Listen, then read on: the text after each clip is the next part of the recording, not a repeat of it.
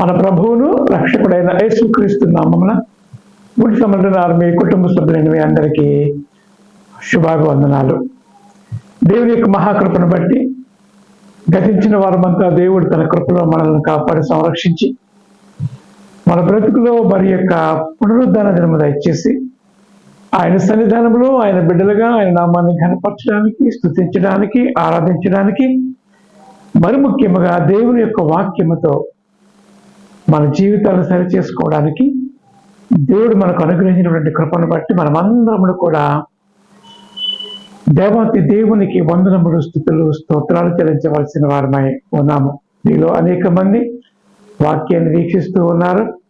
Like చేయండి, share చేయండి, మీ స్నేహితులకు కూడా దాన్ని షేర్ చేసి సబ్స్క్రైబ్ చేయించాలని మనం చేస్తూ ఉన్నాము. దేవుడు మిమ్మల్ని ఆశీర్వదించి దీవించి నిత్య రాజ్యములకు వారసులుగా చేయను గాక. ఆమేన్. లెంటులోని 4వ ఆదివారం కొరకు ఏర్పాటు చేయబడినటువంటి దేవుని యొక్క లేఖన పాఠ్యభాగములుగా పాత నిబంధన పాఠ్యభాగము నుండి ప్రవక్త అయిన యెషయా గ్రంథం 52వ అధ్యాయము 7వ వచనము నుండి 10వ వచనం వరకు, అలానే పత్రికా పాఠ్యభాగముగా అపోస్తలుడైన పౌలు కొరింథీయులకు రాసినటువంటి 2వ పత్రిక 7వ అధ్యాయము 4వ వచనం నుండి 10వ వచనం వరకు, సువార్త పాఠ్యభాగముగా పరిశుద్ధుడైన యోహాను రాసిన సువార్త 6వ అధ్యాయము 47వ వచనము నుండి 57వ వచనము వరకు ఉన్నటువంటి లేఖన అంశములు పాఠ్యభాగములుగా ఈ వారం మనకు ఇవ్వబడి ఉన్నవి. ఈ లేఖన భాగములను ధ్యానము చేయడానికి ఆత్మదేవుని సహాయాన్ని కోరుకుందాం. కృపయు కనికరము గల ప్రియ పరమ తండ్రి, వందనములు, స్తుతులు, స్తోత్రాలు నాయన. దేవాన్ని కృపను బట్టి ఉదయకాల సమయంలో మరి ఒక్కసారి నీ పాద సన్నిధికి రావడానికి మీరు చూపిన కృపను బట్టి నీకు వందనములు, స్తుతులు, స్తోత్రాలు చెల్లిస్తూ ఉన్నాం. దేవా, కొద్ది నిమిషములు ఈ వాక్యమును ధ్యానింపని ఏంటండగా నీ ఆత్మ చేత నన్ను మమ్మ నింపి నడిపించండి. నా నోటి మాటలు, నా హృదయ ధ్యానము నీ దృష్టికి అంగీకారములుగా చేయమని మహిమ పొందుకోమని నీ ప్రియ కుమారుడు మా రక్షకుడైన యేసుక్రీస్తు నామమున ప్రార్థించి వేడుకొనుచున్నాము తండ్రి. ఆమేన్. ప్రభునందు ప్రియమైన మీ అందరికీ మరి ఒకసారి నా శుభాభివందనాలు తెలియజేస్తూ ఉన్నాను. ఈ లెంటులోని 4వ ఆదివారం కొరకు ఏర్పాటు చేయబడినటువంటి ఈ లేఖనములను మనం పరిశీలన చేస్తూ ఉన్నప్పుడు మరి ముఖ్యముగా సువార్త పాఠ్యభాగము అయినటువంటి యోహాను సువార్త 6వ అధ్యాయములో 47వ వచనము నుండి 57వ వచనము వరకు ఇవ్వబడినటువంటి లేఖన అంశములను మనం పరిశీలన చేస్తూ ఉన్నప్పుడు ప్రభు అయినటువంటి యేసు క్రీస్తు ఉన్నటువంటి జనాంగముతో, శిష్యులతో, యూదులతో అందరితో కూడా ఆయన మాట్లాడుతున్నటువంటి విషయాన్ని మనం జ్ఞాపకం చేస్తూ ఉన్నాం. సువార్తలన్నిటికంటే యోహాను సువార్త కాస్త భిన్నముగా ఉంటూ ఉంటుంది. మత్తయి, మార్కు, లూకా ఈ ముగ్గురు సువార్తికులు కూడా ఒకే విషయాలను ఎక్కువగా వారు రాసినట్లుగా మనం చూస్తూ ఉన్నాం. అయితే యోహాను సువార్తకు వచ్చేసరికి కొంత ప్రత్యేకమైనటువంటి విషయాలు మనము చూస్తూ ఉంటాం. మరి ముఖ్యంగా యోహాను సువార్త 15వ అధ్యాయం అవ్వచ్చు, 17వ అధ్యాయం అవ్వచ్చు, ఈ 6వ అధ్యాయం అవ్వచ్చు, 10వ అధ్యాయం అవ్వచ్చు. ఇవన్నీ కూడా ఈ ముందు సువార్తలలో వ్రాయబడి ఉండలేదు.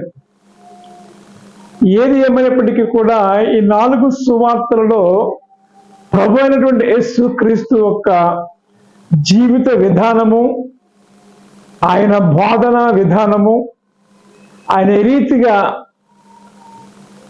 పగలంతా సువార్త పరిచర్య చేసి రాత్రి సమయంలో ఏకాంతముగా దేవునితో గడిపాడో, ఇలాంటి విషయాలన్నీ కూడా మనకు తెలియచేస్తూ ఉంటాయి.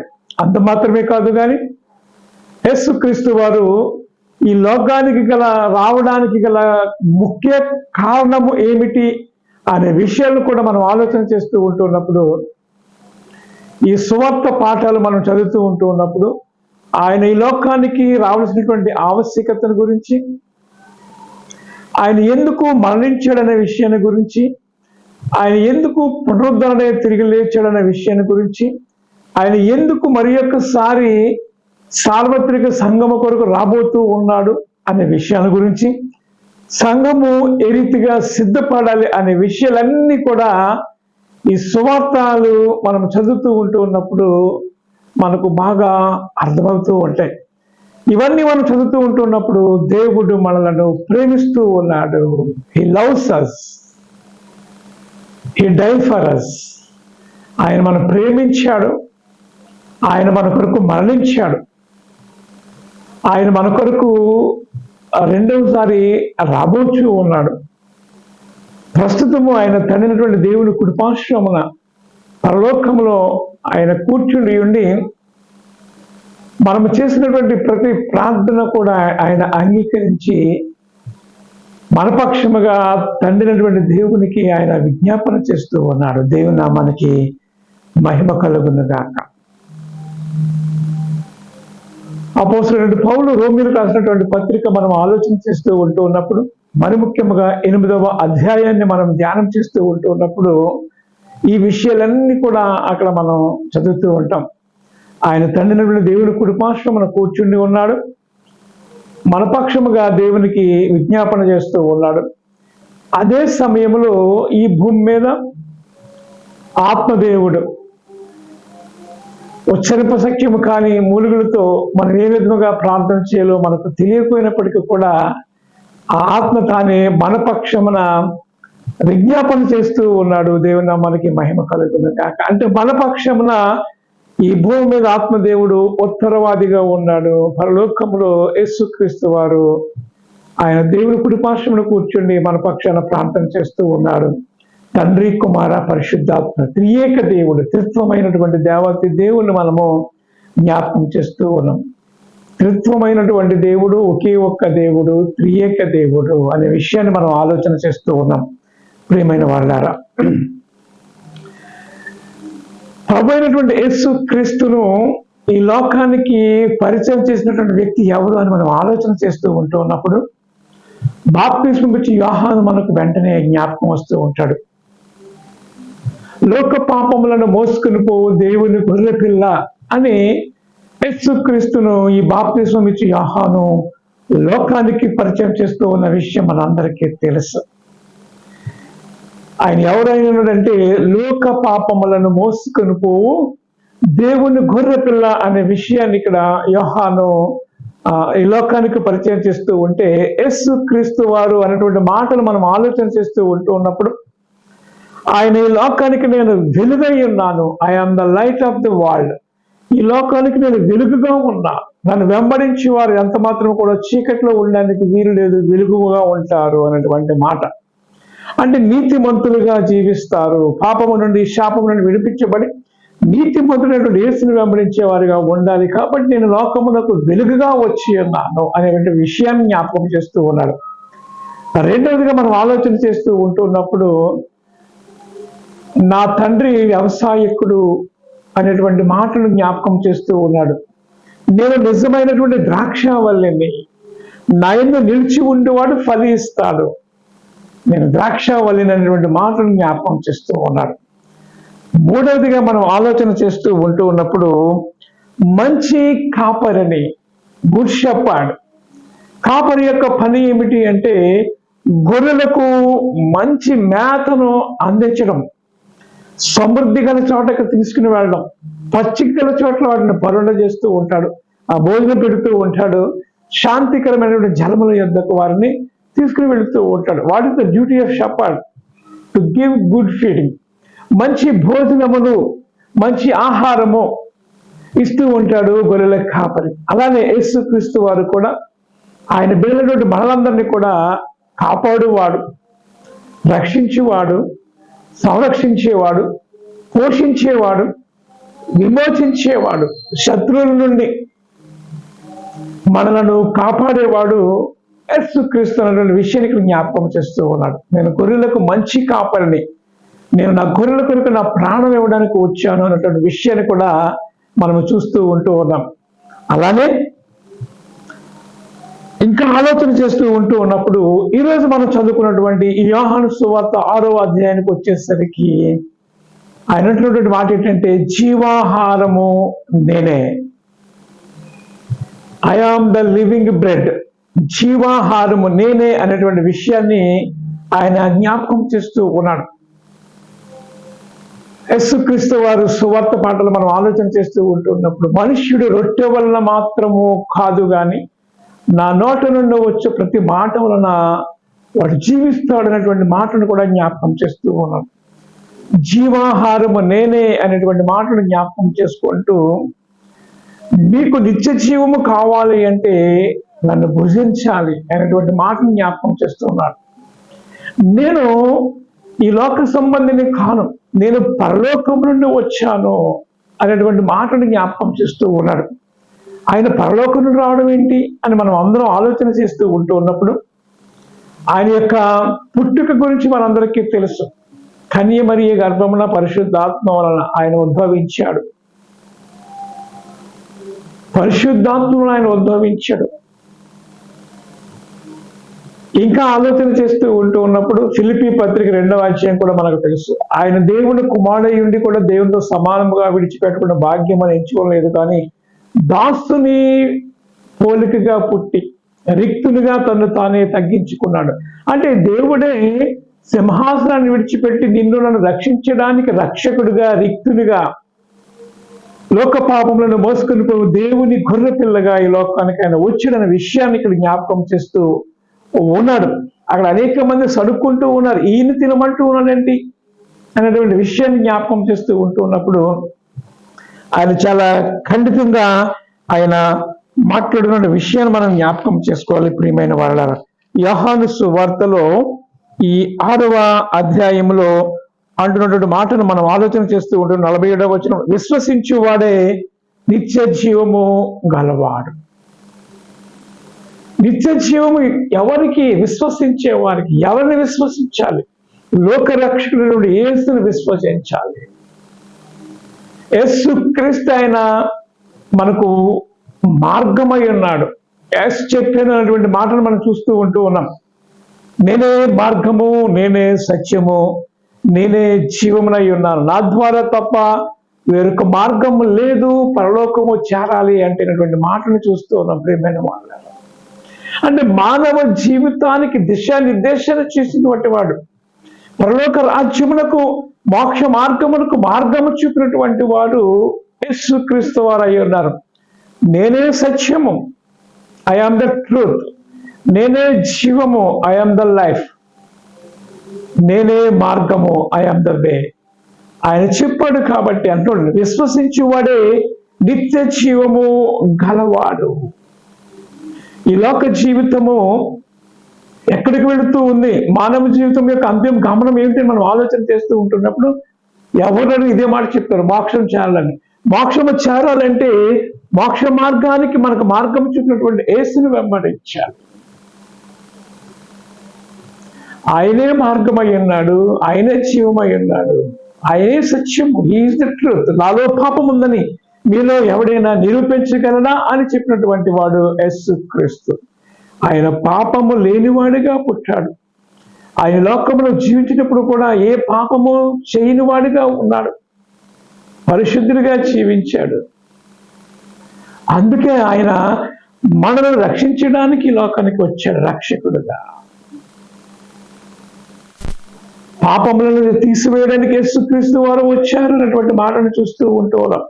పాపలను రక్షించడానికి, పాపములను తీసివేయడానికి, పరిశుద్ధత ఇవ్వడానికి యేసుక్రీస్తు నీ కొరకు నా కొరకు చేసినటువంటి త్యాగాన్ని జ్ఞాపకం చేస్తూ, I am the living bread, ఆ విషయాన్ని జ్ఞాపకం చేసుకుంటూ, నీ పితరులు ఇశ్రాయేలు జనాంగమంతా కూడా అరణ్యంలో మన్నాను తిని జీవించారు. అయితే ఆ మన్నా ఎప్పటికప్పుడు వచ్చేది, పరలోకము నుండి రోజు వచ్చేది. కానీ నన్ను సేవించేవాడు, అంటే నన్ను భుజించేవాడు ఇక ఎంత మాత్రము కూడా మరణించుడు అనేటువంటి విషయాన్ని జ్ఞాపకం చేస్తున్నాడు. నన్ను సేవించేవాడు నరకము నుండి జీవములోనికి చీకటి నుండి వెలుగులోనికి వస్తూ ఉంటాడన్నటువంటి విషయాన్ని ఇక్కడ జ్ఞాపకం చేస్తూ ఉన్నాడు. ప్రియమైన వాళ్ళారా, పరలోకం నుండి దిగి వచ్చినటువంటి ఆహారాన్ని నేనే, ఎవడైనా ఈ ఆహారం భుజించితేనే గాని భుజించితే వాడు ఎల్లప్పుడూ జీవించను, ఆ ఆహారాన్ని భుజిస్తే వాడు ఎల్లప్పుడూ జీవిస్తూ ఉంటాడు అనేటువంటి మాటను జ్ఞాపకం చేస్తూ. ఇదేంటి నన్ను తినాలంటూ ఉన్నాడు. ఇంకా కిందకు వచ్చినప్పుడు ఇదే అధ్యాయంలో 52వ వచనం మనం ఆలోచన చేస్తే ఒక్కసారి చదువుకుందాం. యూదులు ఈయన తన శరీరమును ఎలాగూ తినగలిగాడని ఒకరితో ఒకడు వాదించిరి. కావున యేసు ఇట్లనను, మీరు మనుష్య కుమారుని శరీరమును తిని ఆయన రక్తమును త్రాగితేనే గాని మీరు జీవము కలవారు కారు. నా శరీరము తిని నా రక్తమును త్రాగువాడే నిత్య జీవము గలవాడు, అంత్య దినమున నేను వాడిని లేపదును. దేవుని నామానికి మహిమ కలుగును గాక. ఇంకేమంటున్నాడంటే, నా శరీరము నిజమైన ఆహారమును నా రక్తము నిజమైన పానము అయి ఉన్నది. దేవుని నామానికి మహిమ కలుగును గాక. ఇక్కడ ఉన్నటువంటి మాట ఏంటంటే, నా శరీరము నా రక్తమును, నా శరీరాన్ని తినాలి, నా రక్తాన్ని త్రాగాలి. ఏంటిది? మానవ శరీరాన్ని ఎవరైనా తింటారా అని మనం ఆలోచన చేస్తూ ఉన్నప్పుడు ప్రభువైనటువంటి యేసు క్రీస్తు వారు చాలా విపులముగా వివరముగా శిష్యులతో మాట్లాడినటువంటి మాటలు మనం ఒకసారి జ్ఞాపకము చేసుకోవాలి. ప్రియమైన వారలారా, ఆయన శిష్యులతో మాట్లాడినటువంటి మాటలు మనం ఆలోచన చేస్తూ ఉన్నప్పుడు పరిశుద్ధుడైనటువంటి మత్తయి రాసినటువంటి సువార్త, మత్తయి రాసిన సువార్త 26వ అధ్యాయము మనం ఆలోచన చేస్తూ ఉన్నప్పుడు యేసుక్రీస్తు వారు శిష్యులతో ఆయన చేసినటువంటి చివరి భోజనం అవ్వచ్చు, విందు అవ్వచ్చు, ఆయన మాటలు మనం ఆలోచన చేయాలి. ఏమంటున్నాడంటే, పరిశుద్ధుడైనటువంటి మత్తయి రాసిన సువార్త 26వ అధ్యాయము 26వ వచనాన్ని మనం ఆలోచన చేస్తూ ఉన్నప్పుడు, వారు భోజనము చేయుచూ ఉండగా యేసు ఒక రొట్టెను పట్టుకొని దాన్ని ఆశీర్వదించి విరిచి తన శిష్యులకు ఇచ్చి, మీరు తీసుకొని తినుడి, ఇది నా శరీరము. మీరు తీసుకొని తినుడి, ఇది నా శరీరము. ఇప్పుడు ఏమిటి క్రీస్తు శరీరము అంటే? రొట్టె క్రీస్తు శరీరమునకు సాదృశ్యముగా ఉన్నది. క్రీస్తు శరీరమునకు సాదృశ్యంగా ఉన్నది ఏమిటి అంటే రొట్టె. రెండవదిగా మనం ఆలోచన చేస్తూ ఉన్నప్పుడు అక్కడ మాట ఏమిటంటే, మరియు ఆయన గిన్నె పట్టుకొని కృతజ్ఞతాస్తుతులు చెల్లించి వారికి ఇచ్చి, దీనిలోనిది మీరు త్రాగుడి, ఇది నా రక్తము, అనగా పాప క్షమాపణ నిమిత్తము అనేకుల కొరకు చిందించబడుచున్న నిబంధన రక్తము. నా తండ్రి రాజ్యములో మీతో కూడా నేను ఈ ద్రాక్షరసము క్రొత్తదిగా త్రాగు దినము వరకు ఇకను దానిని త్రాగనని మీతో చెప్పుచూ ఉన్నాను అనను. అంతటా వారు కీర్తన పాడి ఓలివ కొండలకు వెళ్ళాను. ఇక్కడ యేసుక్రీస్తు వారి శిష్యులతో మాట్లాడుతూ ఉన్నారు. నా శరీరము, ఈ రొట్టె నా శరీరమునకు గుర్తుగా ఉన్నది, ఈ ద్రాక్ష రసము నా రక్తమునకు సాదృశ్యముగా ఉన్నది, కాబట్టి ఇదే నేను మీతో చివరిసారిగా చేయబోతూ ఉన్నాను అని చెప్పినటువంటి మాటలు మనం జ్ఞాపకం చేసుకోవాలి. అంటే యేసుక్రీస్తు శరీరము ఇప్పుడు రొట్టెకు సాదృశ్యముగా ఉన్నది, ద్రాక్ష రసము క్రీస్తు రక్తమునకు సాదృశ్యముగా ఉన్న విషయం మనం అందరం గమనిస్తూ ఉన్నాం, మనందరికీ తెలిసినదే. అయితే దీనిని మనం ఎందుకు జ్ఞాపకం చేసుకోవాలంటే, విశ్వసించేవాడే నిత్యరాజ్యములోనికి వెళుతూ ఉంటాడు. అంటే ప్రభురాత్రి భోజన సంస్కారం మనం ఆచరిస్తూ ఉంటాం ప్రతి వారము, ప్రతి నెలలో మొట్టమొదటి వారము. వాక్యాన్ని వింటున్నటువంటి శ్రోతలు గమనించవలసిన విషయం ఏమిటంటే, ఆయన శరీరమును ఎలా తింటాము, ఆయన రక్తాన్ని ఎలా తాగుతాము అనే ఆలోచన చేస్తూ ఉన్నప్పుడు ఇప్పుడు మీకు చెప్పినటువంటి విషయం బాగా అర్థమైందని అనుకుంటూ ఉన్నాను.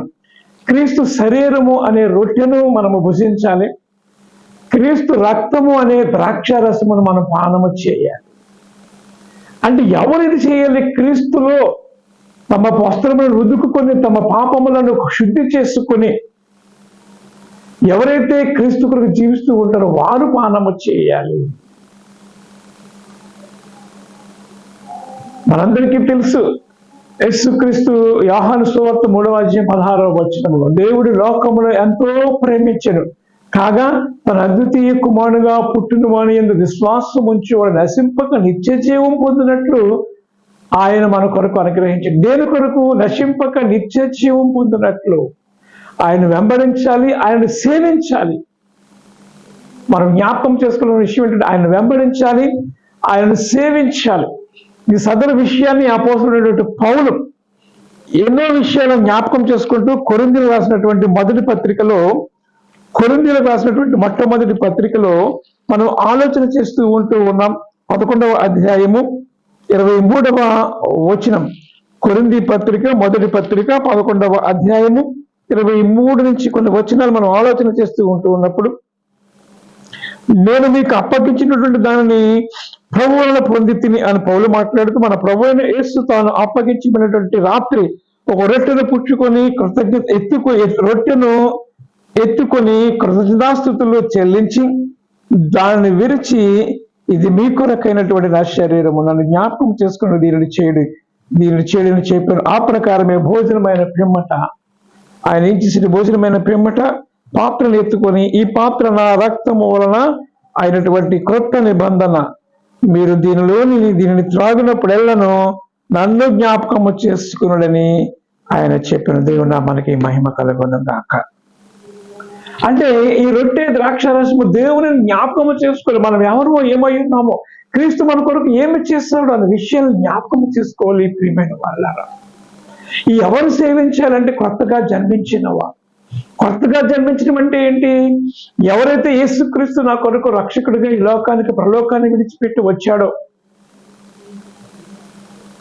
నన్ను పాపము నుండి శాపము నుండి విడిపించి పరిశుద్ధుడిగా చేశాడు, పరలోక రాజ్యములకు మోక్ష మార్గము చెప్పినడు యేసు కాబట్టి ఆయన వెంబడిస్తాను అనే విషయం జ్ఞాపకం చేసుకుంటూ ఆయన రొట్టెను శరీరమును ఆయన అంటున్నాడు, మీతో నేను ఖచ్చితంగా చెప్పుచున్నాను, నేను మీతో ఖచ్చితంగా చెప్పుతున్నాను, మీకు నిత్య జీవము కలవాలి అంటే నన్ను జ్ఞాపకం చేసుకుని దీన్ని చేయుడి, నన్ను తినండి. ఒక రకంగా చెప్పాలంటే నా శరీరమును రక్తమును భోజనము చేయండి, పానము చేయండి అనేటువంటి మాటను ఇక్కడ చాలా ఖండితంగా చెప్తూ ఉన్నాడు. ప్రియమైన వాళ్ళారా, యోహాను సువార్త మనం ఆలోచన చేస్తూ ఉంటాం. I am the living bread. మీ పితరులు మన్నా నుంచి తిని వారు మరణించారు, కానీ నన్ను తింటే వారు ఎంత మాత్రము మరణించారు, జీవంలోనికి వస్తారు అనేటువంటి విషయాన్ని జ్ఞాపకం చేస్తూ ఉన్నాడు. అదే విషయాన్ని తీతుకు రాసినటువంటి పత్రిక, పౌలు భక్తుడు తీతుకు రాసినటువంటి పత్రికలో 3వ అధ్యాయము మనం ఆలోచన చేస్తూ ఉన్నప్పుడు 4వ వచనం, మన రక్షకుడైనటువంటి దేవుని యొక్క దయయు మానవుని ఎడల ఆయనకున్నటువంటి ప్రేమయు ప్రత్యక్షమైనప్పుడు మనము నీతిని అనుసరించి చేసిన క్రియల మూలముగా కాక, మనము నీతిని అనుసరించి చేసిన క్రియల మూలముగా కాక అనేటువంటి మాట నిజమే.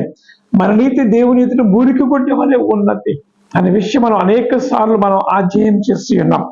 అయితే ఇక్కడ ఏముంటుందంటే, మనము నీతిని అనుసరించి చేసిన క్రియల మూలముగా కాక తన కనికరము చొప్పున, అనగా పునర్జన్మ సంబంధమైనటువంటి స్నానము ద్వారా, పునర్జన్మ సంబంధమైనటువంటి స్నానము అంటే మారు మనస్సు, బాప్తిస్మము ద్వారా. బాప్తిస్మం దేనికి సాదృశ్యం అంటే, క్రీస్తు కొరకు పాపముల నిమిత్తము నేను ఈ లోకములో చనిపోయాను, దేవుని కొరకు నేను తిరిగి బ్రతికాను అని చెప్పడమే ఈ బాప్తిస్మం యొక్క ఉద్దేశమైనది. క్రీస్తు కొరకు నా పాపములన్నింటినీ కూడా నేను సిలువలో విడిచిపెట్టేశాను, శుద్ధి చేసుకున్నాను, ఇక నేను క్రీస్తు కొరకు జీవిస్తూ ఉన్నాను. ఎవడైనా నువ్వు క్రీస్తునందు ఉన్న వాడు నూతన సృష్టి, న్యూ క్రియేషన్. పాతవి గతించెను, ఇవిగో సమస్తమును కూడా క్రొత్తమాయను అనేటువంటి మాటను జ్ఞాపకం చేస్తున్నాం. ప్రియమైన వారు, అంటే యేసును వెంబడించేవారు వెలుగు సంబంధులుగా ఉంటారు, జీవములోనికి ప్రవేశిస్తూ ఉంటారు అనే విషయం మనం జ్ఞాపకం చేసుకోవాలి. కాబట్టి ఈ విధముగా మనం ఉండాలంటే యేసును అంగీకరించాలి. పునర్జన్మ సంబంధమైనటువంటి స్నానము, అదే బాప్తిస్మము ద్వారా. అంటున్నాడు. పరిశుద్ధాత్మ మనకు నూతన స్వభావము కలగజేయట ద్వారాను, ద్వారము మనలను కలుగజేయట ద్వారాను మనల్ని రక్షించను. మనము ఆయన కృప వలన నీతిమంతులమని తీర్చబడి నిత్య జీవమును కూర్చున్న నిరీక్షణ బట్టి దానికి వారసులు ఒకటికై ఆ పరిశుద్ధాత్మను మన రక్షకుడైన యేసు క్రీస్తు ద్వారా ఆయన మనలోనికి సమృద్ధిగా కుమ్మరించిన దేవుని మనకి మహిమ కలుగును.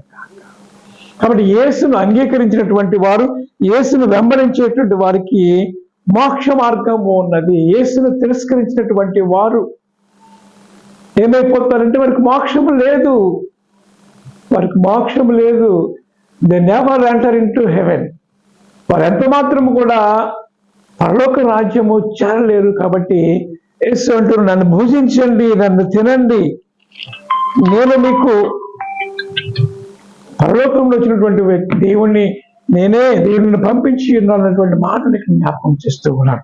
ఇంకా ఆలోచన చేస్తూ ఉంటే ఈ అధ్యాయంలో అనేక అమూల్యమైనటువంటి వచనాలు మనము చూస్తూ ఉంటూ ఉన్నాం. ప్రియమైన వాళ్ళారా, నా శరీరము తిని దాన్ని త్రాగువాడే నా యందు నేను, వాని యందు నేను నిలిచి ఉందను. జీవము గల తండ్రి నన్ను పంపెను గనుక నేను తండ్రి మూలమున జీవించినట్టు నన్ను తినువాడు కూడా నా మూలముగా జీవించాను.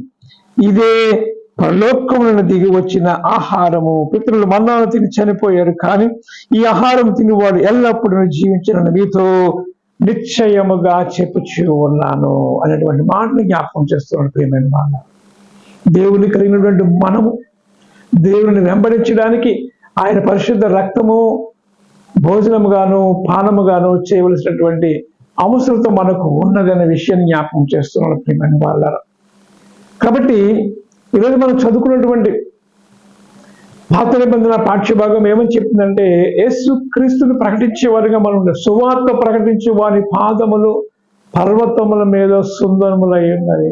యేసు వార్త, యేసును గీర్చినటువంటి సువార్తను మనం ప్రకటించేవారుగా ఉండాలి. రక్షకుడైనటువంటి యేసును ప్రకటించేవారుగా ఉండాలి. యెషయా గ్రంథం 52వ అధ్యాయం 7వ వచనం నుండి 10వ వచనాన్ని మనం ఆలోచన చేస్తూ ఉంటూ ఉన్నప్పుడు 52:7-10 వచనంలో సువార్త ప్రకటించు, సమాధానము చాటించు, సువార్తను ప్రకటించు, రక్షణ సువార్త సమాచారమును ప్రచురించు వాని పాదములు నీ దేవుడు ఏలుచున్నలని సీయనతో చెప్పువాని పాదములు పర్వతముల మీద ఎంతో సుందరములైనటువంటివి. అంటే యేసుని వెంబడించేవారు, యేసుని ప్రకటించేవారు, క్రీస్తు కొరకు జీవించేవారు, వారు సుందరమైనటువంటి వారు, వారు దేవునికి ఇష్టలు అనేటువంటి మాటను జ్ఞాపకం చేస్తూ ఉంటున్నాడు. భూమి కింద నివాసులందరూ మన దేవుని రక్షణను చూచెదరు. సమస్త జనములో కన్నుల ఎదుటను యెహోవా తన పరిశుద్ధ బాహువును